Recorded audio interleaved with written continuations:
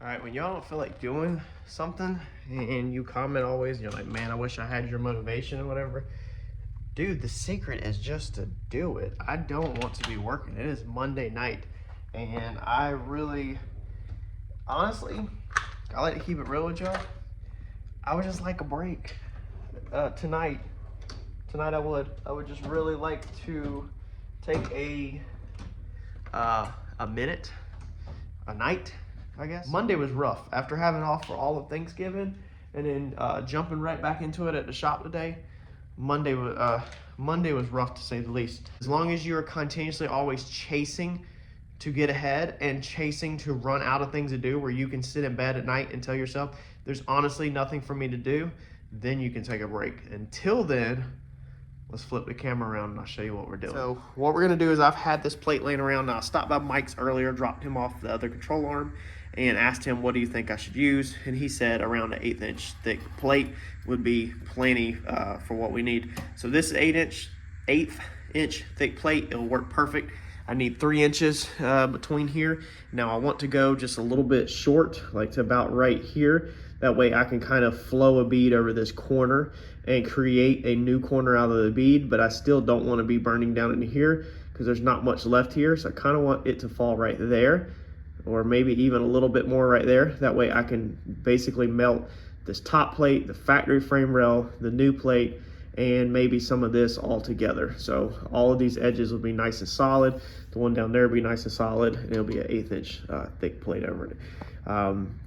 Now I sat these back up here because I said, well, we gotta find where our heim joints should go, you know. I'd already did this. If anybody don't know, this is not a factory Mustang suspension at all. This is a factory style suspension. This is a Mustang 2 suspension, but this is not what come in this Maverick. So I completely did this by myself way before YouTube, before I was doing YouTube, and set up all the geometry. So I've already done this and I already know where my geometry is at on my front end, and I know that I was 100% right on everything besides one thing. And that is that my lower control arm was parallel like this with the ground, which is correct, but your top one should not be parallel. Now, I read a bunch that says, you know, to keep them equally spaced apart and all that, but the more research I've done and talking to Mike again this afternoon is you actually want the top one going downhill inwards. So if the bottom one, which is way down there, but if the bottom one is parallel like this, then your top one you want diving down like this, and that's going to help fix our ball joint travel. Now, a lot of people have been recommending extended ball joints up top. That will help, but I think we're going to nail this ball joint or this suspension right out the gate where it's going to be perfect, but I am ordering some really nice ball joints, so stay tuned. I'm listening to y'all. So my pieces up here were already on the correct angles and where they're supposed to be at. Basically, when you did this Mustang 2 kit, as you can see right there, you have the bottom section and then the top section is right there. The top section is all one piece. Okay, this right here is all one piece with his hat, so you actually notch it out and then put it over there and then weld it in place. So what centers it front to back is you line up these right here when you put your top one on. So we're just gonna simply, ow, man. So we're just gonna simply line these back up where they were at so that I know where my top heim joints will fall at, and we'll make some marks here in a minute. Now also built into these top control arms is 4 degrees layback. So these top tubes are laid back like that, okay, like this at 4 degrees. That helps with the anti-diving when you go to hit the brakes, that everything don't want to just fall forward, and it just helps with overall the more complicated geometry of the suspension than I can explain right now. When I did this, okay, I had to set the 4 degrees into these upper control arms. They don't come, obviously, with the 4 degrees in them. You actually have to notch the bottoms. That's why my bottoms are not 100% equal on the gap on both sides. You slit right there, okay, where I had joined the two together originally, because you have to get everything will rotate. What that equals out to be pretty much on the Mustang 2 is a 1/2 inch higher in the front than the back, or the back a 1/2 inch lower, however you want to look at it.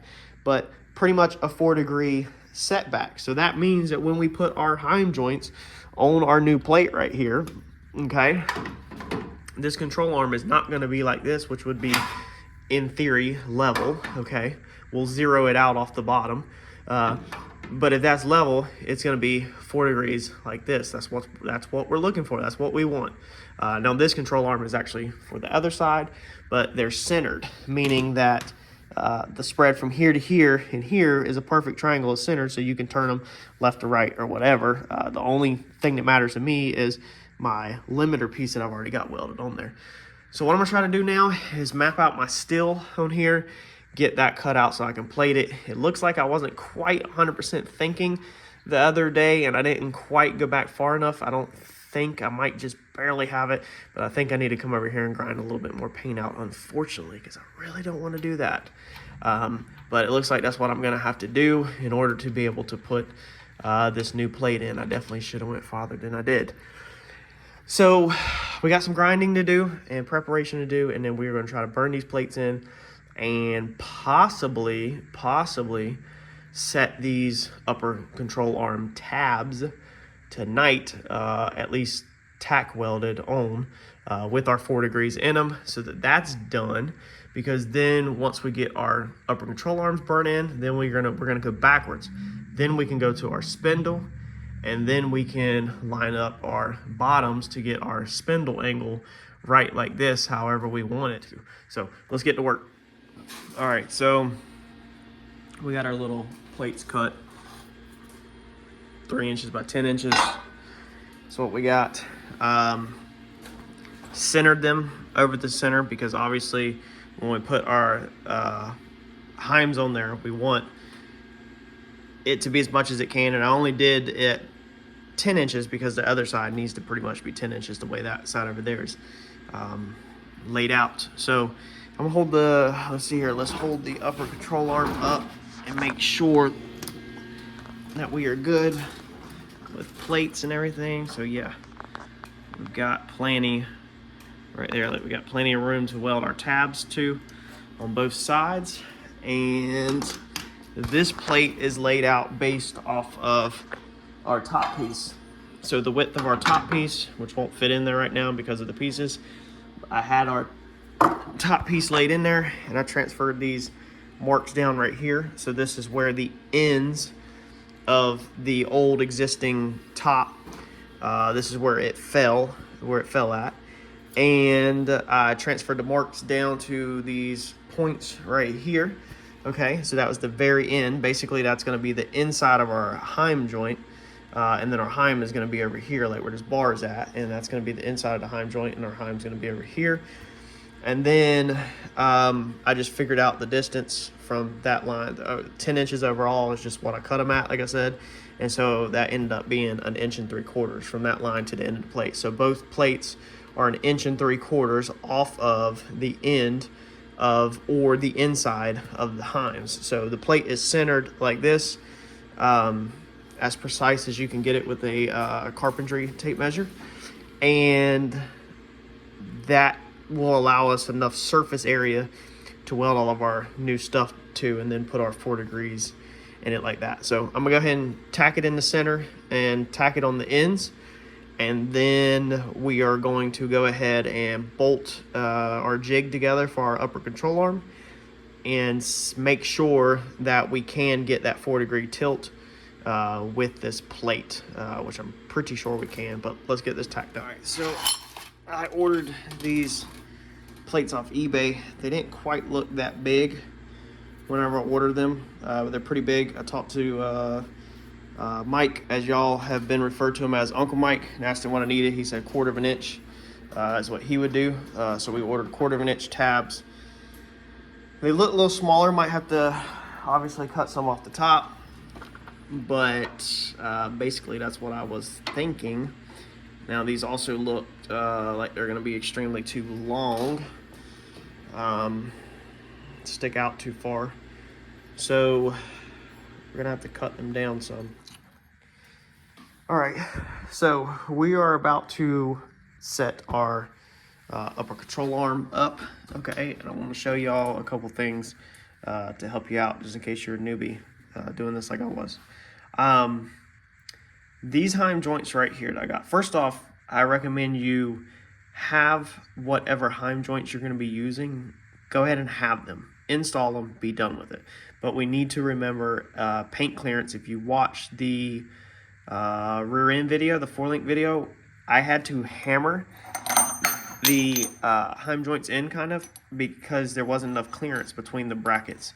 By the time you had the mil of thickness of paint on there, they wouldn't fit, so basically I had to beat the paint off. So we want to go ahead and this time not make that same mistake and basically account for paint thickness. Now, if you've got your correct heim joints, then what you'll do is you'll just shim a little washer, probably as thin as possible. If you want to get real technical and you knew the mil thickness of the paint, then you could do the same thickness on a washer, divide that by 2 and put a washer on each side, and bam, you're perfectly center. But however, it's not that important. This is not NASA or anything like that.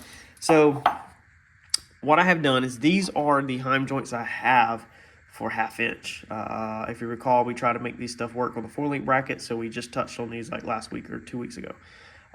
These are 5/8 by 18 thread. These are 5/8 by 18 thread. So everything right here is 5/8 by 18 thread. This is a 1/2 inch bore. These are chromoly ends that are 5/8 bore. Now we're using 1/2 inch hole, 1/2 inch bolt, so we need 1/2 inch bore. However, I do not have the heim joints that are going in these upper control arms. Originally, I was going to use these skinny ones, but then if you just watch the video, you remember what trouble this got us into on the chassis side of my car. If not, go back and watch when we did the rear end.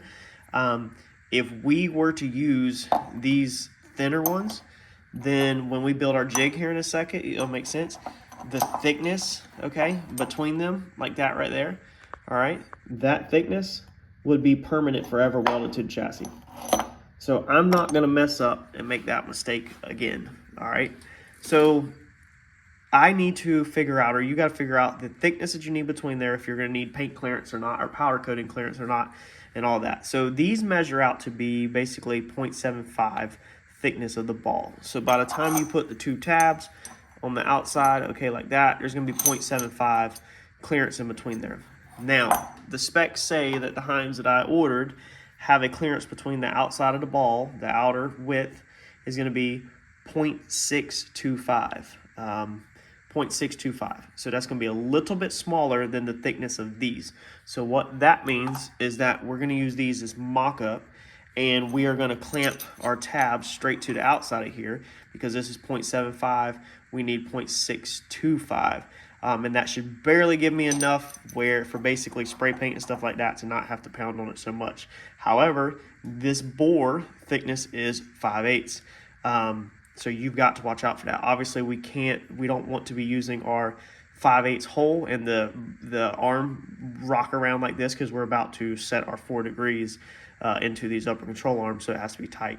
That's the reason why I'm going ahead and recommending you to purchase whatever heim joints you need and have them available so you don't have to deal with this, and all you have to do is throw in spacers between there to account for the paint if need be. Now, I just so happen to have here at the house these plastic inserts. I think I showed them in the other video, okay? This changes this 5/8 hole to a 1/2 inch. Now I have shaved off the outside because you can see it sticks out. So on these right here, okay, I have took the grinder and just shaved off very lightly the outside piece, and so that is going to change it over to now these are a 1/2 inch bolts for mock-up purposes only because this is plastic. These will be coming right back out. These are the actual heim joints that we are using in the lower control. So the lower bolt down there is a 5/8 bolt, whereas the top we're going 1/2 inch. So basically you've got to make sure that you lay this thing out correct because you're about to be welding these chassis tabs to there, and then this is going to be forever its place. If anything, weld your chassis tabs just a little bit wider. That's the reason why I'm saying if you want to put shims on there, and then for the rest of your life you can literally just shim, you know, 1 or 2 washers or whatever if you change heim joint thicknesses or whatnot. It's better be safe than sorry. It's already built into this, like I said, so I'm gonna rock and roll. Now to make this jig, what we have got is 1/2 inch all thread rod. Okay, you can pick this up at obviously most all part stores. Everybody pretty much knows what it is. So this is 1/2 inch all thread rod. Now let's see here, we gotta make sure our orientation is correct for our tabs. So we're gonna go in from this side first, all right? So we're gonna build this jig, and what I'm gonna do is load up my tabs. So I'm gonna stick that through like that with starting with a nut on the outside, and then I'm gonna stick my next tab on, all right, like that. And then we are gonna load a nut on, and then we're gonna load one more nut on, one tab, stick it through the Heim, and then it's gonna be a tab and a nut. I'll show you that here in a second. Let me get all these put together. All right, so another piece is that I have my Heim spaced out far enough equally left and right where it's not, this nut is not going to contact my tab. So as you can see, all the nuts are loose, everything's loose. So what we're going to do is with just with my finger, we are going to, you can see where that's starting to basically turn the bracket right there. Okay, so we're going to bump that one up to that. I'm going to suck this one in. I mean, I'm using one finger, so I'm just barely bumping that up, but it won't take much to adjust this, the pressure of the bolts to move this. I know you don't think it would, but you really, with one finger, you can turn this and ever so slightly shift the end of these probably. So you don't want to put no torque on them, but that's enough right there where they're not jingling around or nothing like that. Okay, so now I'm going to sit it up here on this, and then I'll show you what we got. All right, so I've supported this outer with just some blocks, jack stand, whatever you can get. This angle right here, if it runs up and down, doesn't really matter. I want it close to parallel just for measuring purposes, but it absolutely does not matter pretty much at all. So I've already test fitted this, so I already know that this end right here, this side, to get my 4 degrees and to get my top to look right, I want to make sure that side's all the way down. Okay, so that side is touching my flange of my frame down there. Now we're going to take this and we're going to zero that out. So you can see that's pretty much zero. It's going to bounce back and forth on this. It just, I don't know why, it just does. Okay, so that's zeroed out. Now what we're gonna do is we're gonna grab us a straight edge. This is a piece that I use for in my metal brake over there. So it's pretty freaking straight. I do bends with it, but I mean, it is pretty freaking straight. Get you a straight edge that you trust, that you're happy with. We're gonna lay it across the control arm behind the bend, okay? And now this is zeroed out to the frame. It doesn't matter the floor, okay, because we zeroed out this to the frame of the car, and that's what we want to go off of is our top hats, because this is what everything was built off of, okay? If you want to zero out your frame to your floor, so be it, go for it. My garage is sloped downhill like this so water can run out if in case water gets into the house. So I want to zero it out to the frame. I want the control arm 4 degrees down on the backside, up on the front, off the frame. That's what I want, okay? All right, so we're at 2.72. Then we're going to come on this side, and we are going to tap this up some. And we're looking for 4. Now I'm using these clamps to hold it. I have basically clamped against the bolt, as you can see, not the nut. It doesn't matter, but against the bolt preferably, so that the nut is not accidentally turning or anything. And that is keeping these tabs pulled against the frame of the car. This thing stopped wiggling around. Look how much that thing calculates. I mean, it still calculates for a second. There's 4.0. We're gonna roll with that. 4.0. 396. You can sit here and play with this crap all day. It ain't gotta be that precise. Pretty much 4 degrees. I'm gonna call that 4 degrees. That's good enough for me. So now I have 4 degrees in that upper control arm. So now what I'm gonna do is I'm going to tack all this up. So I'm gonna take the welder and put some tacks on this and this. Now another thing that you got to go ahead and set in here is make sure you're centered. This goes back to the measurements I pulled earlier off of here, the little black lines. So they are right on the outside of this tab, the inner tab. again, right on the outside of the inner tab. Now, yes, that inner tab is not square to that frame. That inner tab is technically sitting like this. Dude, you can't overthink this stuff. I mean, when we're not in our garage here, we're not building, you know, $300,000 Pro Mods, man. The amount that tab being turned changes is out here on the wheel is just, it rolls the spindle, but the wheel pivots on, you know, the actual spindle. So it rolls the spindle body. It's just so freaking minor. And like I said, when we do the lower control arms, I'm going to allow a little bit of movement like this in my lower control arms to wiggle the wheel forward and backwards. It's just so minor that it's not going to matter for my application. Just don't overcomplicate things. When I first did this Mustang 2 front end, I overcomplicated it. It took me a while. And then as I learned, I was like, wow, I really overcomplicated the most basic stuff in the world. If you watch this car, when this car come off the trailer, this car went straight as an arrow. This car never had an issue. We put an alignment on this car. Steering wheel was good. Like, this car was extremely good for a garage built car. Never had to drive the car on the GoPro. This car just went straight as an arrow. So I have living proof.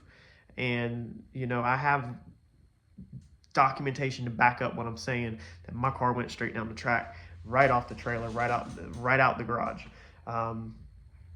Let's get this tacked up, and then we'll check it out. All right, so there we go. I got some tacks in there. Let's double check. This will probably make me look like a fool. Let's double check to make sure that this thing is 0.4.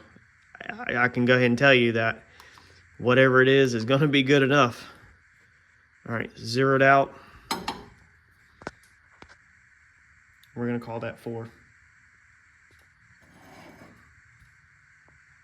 390. See, you just moving it.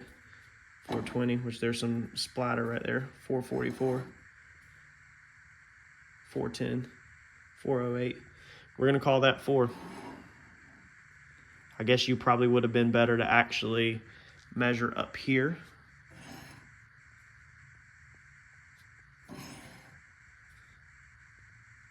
So I guess we can call it more fair to say 380. Which look at how wiggly my bar is. So there's 4 right there. And we're up there at the nuts. So, I mean, you just got to work with what you got, man. Like, don't get carried away, man. Like, it's not, it's decimal points are not going to make a difference on something like this. You just want to get it close to 4. So now all I got to do is burn all this in, and we should be good to go. I'm going to leave this jig together to burn this in so nothing moves. You know, technically, before you put these on, it probably would have been better to burn that plate all the way in around there so you don't have to work around these tabs, because now I have to try to get down in here between these tabs and such. Now, these tabs over here, I'm actually going to weld them also to this bottom right here. That's the reason why I sat that side all the way down on it. Just burn everything in, but I didn't want to deal with welding up my plate and then getting over here and then having to clearance the tab or grind the weld, you know, or whatever. So I figured it's just cleaner to just have tacks and then just freaking booger everything up with some booger welds. So I'm gonna burn that in. That's gonna be one side done. I'll repeat on the other side. It's already late. I spent a bunch of time on this one tonight getting everything set up. Let's see here. It's Monday night, so we're getting a jump on it. Tuesday night, I will do the other side. And then, we're rocking and rolling. Once we get done with that, we'll be ready to start working on the lower control arms once our pieces get in. And then we're just waiting on headers, but the whole goal here is at least knock the suspension out, the arms wise. That way we can start, you know, pulling a measurement on what shocks we need, and we can keep this ball rolling. So hopefully y'all like this. Hopefully this helped y'all out. Smash that like button for me, and make sure y'all check out the other videos. There's lots of videos on this channel if you're new. And I'll catch y'all in the next video. Thanks, y'all. Now, if you're wondering about ride height and all the other questions that go along with setting up a front end, that's a whole different monster. This front suspension was already set up. My cross member right here is already done. My ride height is already established. Your cross member right here establishes your ride height, and my lower control arm will stay the same as far as height wise. The car will sit a little bit lower this time, but that's only because we had the car simply raised higher than it was originally built for, and because of header clearance. So now this time we don't have the headers on the car no more. We'll be able to lower the car back down where it was originally intended to be at, pretty much. So again, just understand that my ride height is already set. My center of my fender, where my wheel goes, is already set off of everything that was already here. This video is literally just kind of to tell you how to get that 4 degrees in the upper control arm, how to build the jig, and how to box your frame, you know, general stuff, the Heim joints, kind of general questions with the upper control arm, modifying it of and upgrading it of the Mustang to front end or any other double A arm setup. And again, my upper control arm was higher up originally, but it was perfectly parallel with the lower one. So the ground was here. The bottom control arm is parallel with the ground, which is correct. That's how it's supposed to be. It's not supposed to have 4 degrees or nothing in that. That's supposed to just be square, parallel, flat off the ground. And then my upper control arm was also parallel off the bottom of the ground. That was incorrect. That one is supposed to be diving down towards the frame, up towards the wheel, 4 degrees tilt on it. And so that is what we were fixing. I had the 4 degrees right in the past, but I didn't have the tilt right because I remember now I couldn't get it. I lowered these pieces as low as I could. So these are the ones that were cut off of it. And like you can see, in order to get that 1/2 inch 4 degree tilt, I physically lowered these down as much as I could. And due to the thickness of the rail and the combination of ride height and all that stuff, I just could not get that downwards slope using this kit. This is a cheap eBay kit. If anybody's wondering, I believe it's the Helix brand or whatever. Or no, this was a Corner Killer. It's called a Corner Killer kit. I think if you search eBay, it's about the rock bottom, cheap as you can get. The kit was basically garbage. I've ended up throwing out or getting rid of or selling everything pretty much off the kit besides the manual rack I still have the inner tie rods, and obviously I'm reusing the arms, but pretty much everything else I have upgraded or remade. It's just back then when I did this was 2020. This was exactly when coronavirus hit. And they, I guess, freaked out. They put a huge sell up, and I ordered this kit for really cheap, and I couldn't afford a lot back then. Like I can afford a little bit more now. So that's the reason why I have changed the height on my upper control arms, to help anybody understand my situation might be a little different than you. When this is done, my upper control arm will pretty much sit something like this. So it will be, this was extreme, but that's how it's going to sit, okay? It's going to sit more up than level. Before, it was pretty level like that. This time, it should sit something more like that, I'm pretty sure. Pretty sure that's how we had set it up. We want it like that because then that way when the front end, when the car comes up and the front end separates, then the ball joint is working itself back straight when the car is accelerating, versus when it's just sitting dead still. We're not starting out level, we're starting out already uphill. I know there's probably going to be a lot of comments on different thoughts, different ideas, but a lot of this, like I said, I do have who we keep referring to as Uncle Mike in my corner, fighting with me and helping me out. And that man is over 50 years old and has been drag racing since he was 16. And he has built more cars than we can even count that go perfectly straight down the track. So I'm going to respect my elders and take advice and listen to somebody a little bit smarter than me. I just wanted to try my best. I know it's a lot of rambling, but to make sure that I help pass this information along as clear and as good as possible. Hopefully it helps y'all. Thanks.